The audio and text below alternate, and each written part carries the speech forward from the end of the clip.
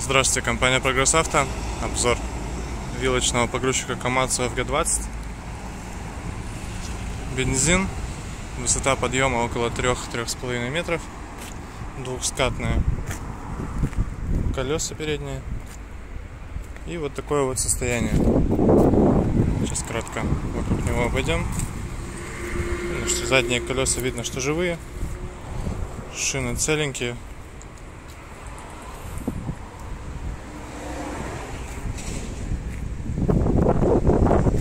Понятно, что по общему состоянию вилочный погрузчик в достаточно хорошем целом состоянии. Гидроцилиндры сухие. Здесь дополнительных регулировок именно по мачте нет.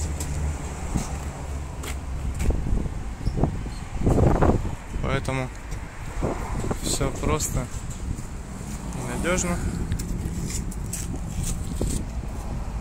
Все гидроцилиндры, гидролинии, что есть, все сухое, все прекрасно работает, поднимается, естественно, опускается. Наработку сейчас покажу. 903 моточаса наработки. Естественно, механическая коробка передач. И самые простые и классические стандартные регулировки. Вот такой вот вилочничек у нас теперь есть в продаже. Приезжайте, смотрите. Отлично подойдет для выполнения всего спектра задач вилочных погрузчиков, так как грузоподъемность весьма немаленькая.